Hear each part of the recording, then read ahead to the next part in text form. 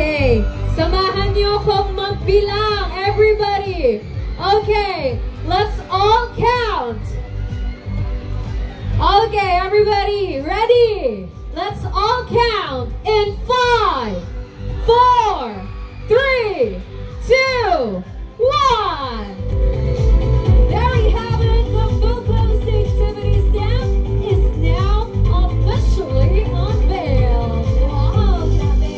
Once again, thank you so much to Mr. Maximo C. Santa Maria III, Acting Postmaster General and CEO of the Philippine Postal Corporation, for remaining committed to connecting Filipinos again, not only through the delivery of letters and parcels, but also by bridging our people to the nation's rich history, culture, and values. Okay, once again, palakpakan naman po natin ang ating bagong Philpost Nativity Sound. Okay, thank you so much as well to Mayor Isko and guys. Okay, Mayor, syempre, simulan na natin. Let's go! Of course, now again, may please invite here on stage again to give his message as we now come to the special moment where we will hear the special message of our dear Yorme. And let's all welcome again, everybody, Mayor Francisco Isko Moreno Domagoso.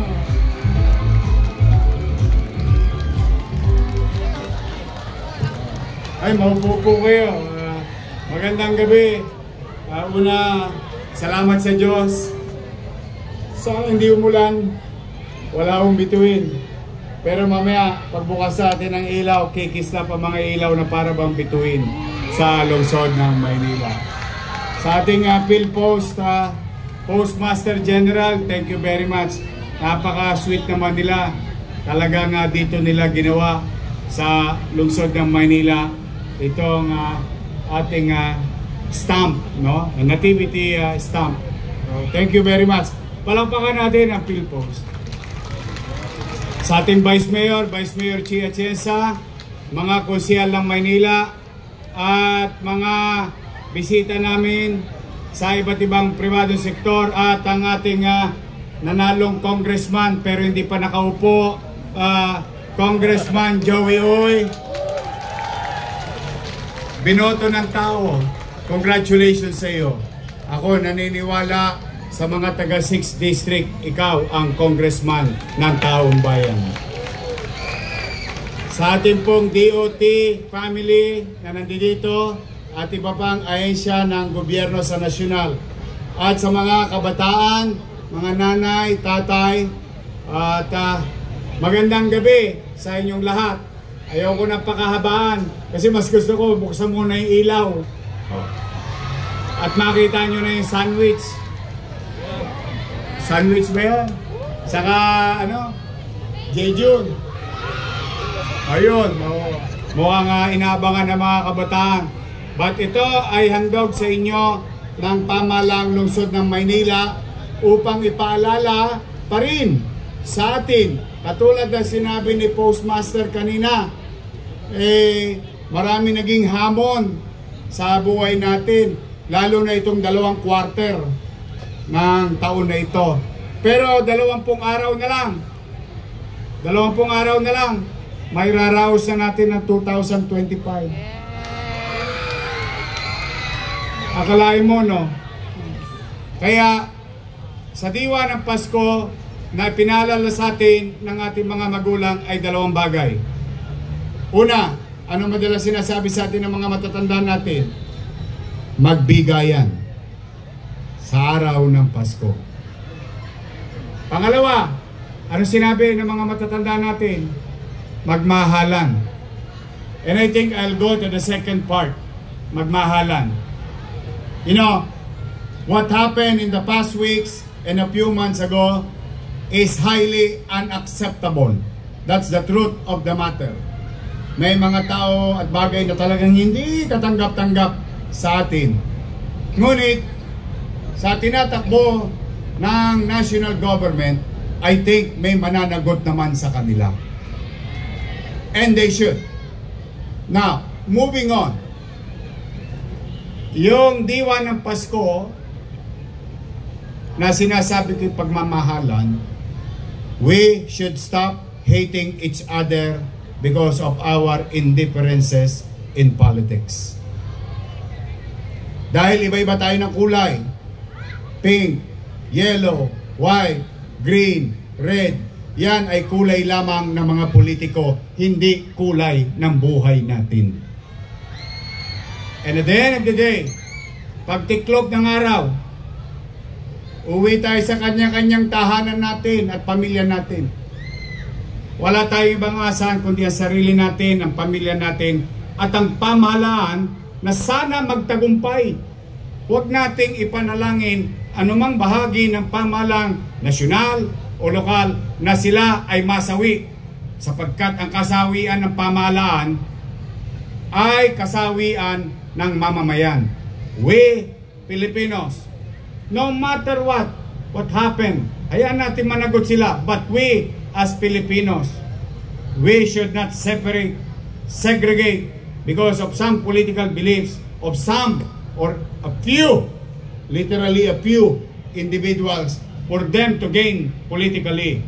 We should gain and excel from our field of undertaking to better your life. We should continue to wish that in 2026, there will be better days for the people of Manila and the people of this country. Yun sana ang maalala natin sa Paskong ito. Patuloy tayong mag-unawaan at hayaan na natin ang mga politika nila. Sa 2028 na lang natin sila harapin. Hayaan natin ang taong bayan na magpasya. Ngunit sa ngayon, ang kailangan natin sa isa't isa, magmahalan, mag-unawaan. We should not divide ourselves, our family, our community. We must unite to a common goal. Better life for our people. That is the job of the government, whether national, whether local. Kaya po, sa Maynila, kung mapapansin ninyo, sino una kong pinatawad? Love you, Isko. Ay. Pansinin ninyo, sino una kong pinatawad? Yung mga nagsalita ng masakit sa akin sa politika. Lahat, pinatawad ko sila. Huwag lang silang aabuso sa panahon ko. I will not tolerate it. Pero, I move on fast. Kaya nakakakilos ako ng mas maraming oras doon sa tunay na suliranin ng pamayanan ng mamamayan. Kaysa naman ipangibabaw ko yung hapdi at sugat na nagawa sa akin ng mga kalaban ko sa politika. Wala na akong gagawin kundi magmukmok na magmukmok at mag-isip kung paano sila paghigantihan. No, you don't deserve that. What you deserve is that we may have different political beliefs, but we, once elected, must work for our people. We should initiate love when we claim for it. We should care when we ask for it. Kami na, sa amin na magsimula. Kaya gusto ko po, matatapos na rin naman itong 2025, lahat na yata ng dilubyo. Sinuong natin, pati baha. Konti na lang, nasa labi na natin. Pero, ito tayo, salamat sa Diyos, magkakasama tayo ngayong gabi. Buhay lahat tayo. Mahirap ang buhay, pero still, we're breathing. Tomorrow is another day for everyone. But tonight, we celebrate. We always remember yung payo sa atin ng ating mga magulang. Pagbibigayan, pagmamahalan, diwa ng Pasko, dito sa Maynila at sa bawat Pilipino. Kaya po sa inyong lahat, pumanatag naman kayo. Bagamat tayo tumutukod at said na said, huwag kayong mag-alala. Magsisinop ako. Pipilitin kong magbuti na maitawid ang 25 para sa 26 sana gumaanggang naman ang pamumuhay natin. So Merry Christmas! Happy New Year! At pagpalain nawa kayo ng Pong May Kapal. Sabay-sabay! Manila! God first! Thank you! There we have it once again. thank you so much to our ever hardworking Mayor, Yorme Isko Moreno. At muli for this, we please request our beloved Mayor to step in our BYD vehicle for the lighting of the tunnel powered by BYD. Ayan na, nalalapit na tayo sa exciting part, everybody. We are about to see and unveil. Pero bago muna yan, we are here in our BYD vehicle for the lighting of the tunnel powered by BYD. Ayan na, andyan na si Yorme. Okay. Once again, Merry Christmas and a Happy New Year! Okay mga, ready na? Ready na ba?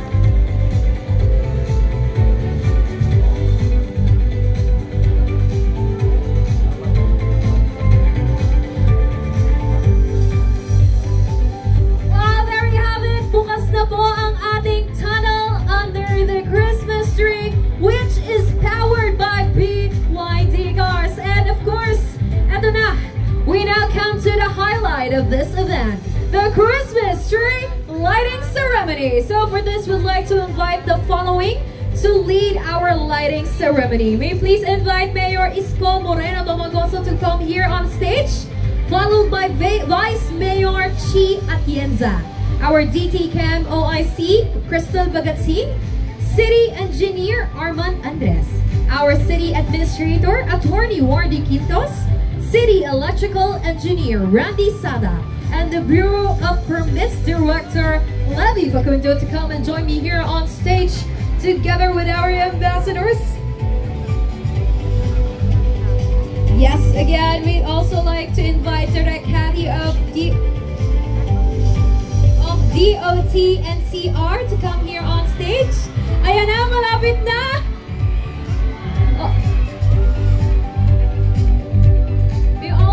Please invite Mr. Mark Anthony of Converge to come here and join us with the official Christmas tree lighting.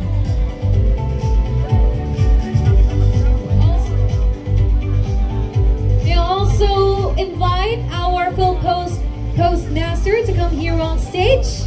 All right, Manila, are you ready? Ayan na nga, and now, the moment that we've all been waiting for. Please, everybody, stand up and get ready to light up our Christmas tree. Mga Manileño, sabay-sabay po tayong magbilang in 10, 8, 7, 6, 5, 4, 3, 2, 1. Merry Christmas and a Happy New Year! Kikinda-kinda, pura-pura, pinaglalaro. Once again, our Christmas tree is now officially lit. Let's all get warmed up with the performances from the Manila City Singing Ambassadors. Kikinda-kinda, pura-pura, pinaglalaroan ng mga mata. Iba-iba, palamuti, ating isabi sa puno. Umuhusan ang mga kulay, ang mga regalo. Ibo-ibo, sumisigaw ang maluto sa sabihin.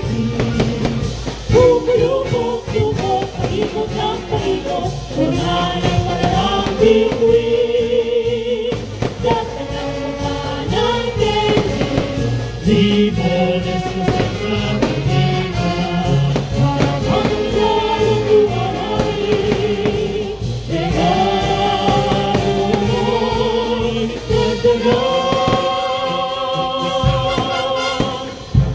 Ibo-ibo, sumisigaw-sigaw, pag ang malutong sasabihin. Pupulupok,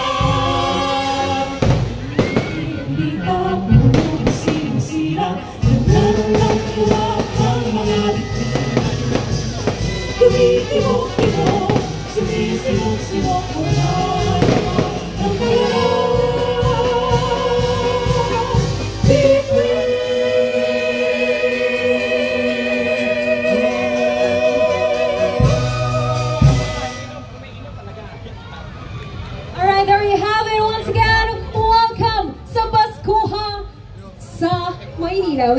We please invite the councilors to come here on stage for a photo opportunity to commemorate this event. Again, everybody enjoy the lights, the sounds, and of course, the vibe of this Christmas season dito sa Paskuhan sa Maynila. Ayan, pwede na kayong maglibot. At syempre, feel free to take some pictures. And again, don't forget to use the hashtag and